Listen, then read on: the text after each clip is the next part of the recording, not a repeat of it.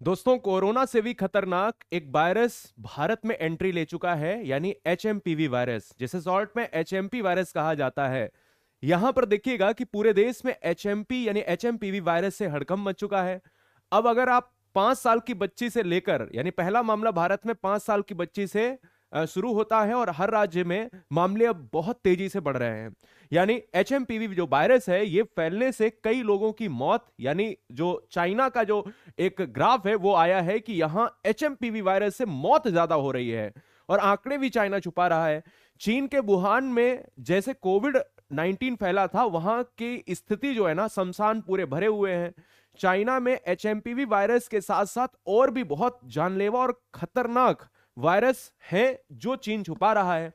अगर हम बात कर लेते हैं इस एचएमपीवी यानी केवल एचएमपीवी पर हम बात करें, तो याद रखिएगा कि कोरोना से भी ये खतरनाक है। अब इसका इफेक्ट कैसे पड़ता है, क्या लक्षण दिखते हैं, और क्या ये वायरस इतना ज्यादा खतरनाक है कि भारत में लॉकडाउन जैसी समस्या फिर से आने वाली है। देखिएगा, अगर आप इस एचएमपीवी वायरस की बात करते हो तो इसके जो लक्षण है ना, वो 5 दिन बाद दिखते हैं। यानी ये मुख्य तौर पर रेस्पायरेटरी सिस्टम, जो अगर आप लंग्स की बात करते हो, अगर आप एस्थेमेटिक पेशेंट हो, जल्दी जल्दी आपको बहुत जुकाम और खांसी हो जाता है या बुखार आ जाता है, यानी इम्यून सिस्टम आपका कमजोर है, तो फिर इसका शिकार जो बच्चे होते हैं, बुजुर्ग होते हैं, वो जल्दी होते हैं। अगर हम बात करें तो एचएमपीवी क्या है, एचएमपीवी के बारे में जानने से पहले इसका नाम जान लीजिए। इसका पूरा नाम है ह्यूमन मेटापेन्यूमो वायरस, ठीक है ना, जिसको आप एचएमपीवी वायरस कहते हो। देखा जाए दोस्तों, इसका कोई इलाज भी नहीं है अभी, यानी ये इसकी कोई वैक्सीन भी नहीं है। जिस तरह से कोविड 19 फैला था, ये भी दोस्तों आपके रेस्पिरेटरी सिस्टम पर अटैक करता है, जैसे कोरोना जो था वो लंग्स को डैमेज करता था।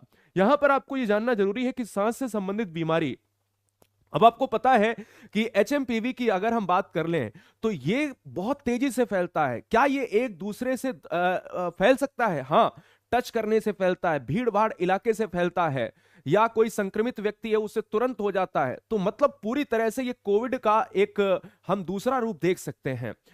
छोटे बच्चे और बुजुर्ग ज्यादा असरदार, यही आपने 2019 और 20 के टाइम सुना था कि यही असर कोविड 19 में भी देखा जाता था, और बाद बाकी सभी लोग। क्या इसका असर केवल छोटे बच्चे और बुजुर्ग पर? नहीं, इसका असर छोटे बच्चे से लेकर हर उम्र तक है।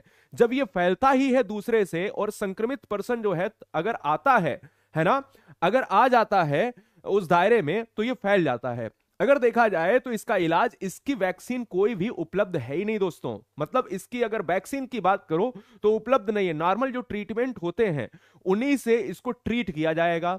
क्या कोई भी अगर वैक्सीन नहीं है, कोई अगर दवा नहीं है, तो फिर वो नॉर्मल कोई भी रोग नहीं हो सकता। आप ये समझदार हो, ठीक है ना।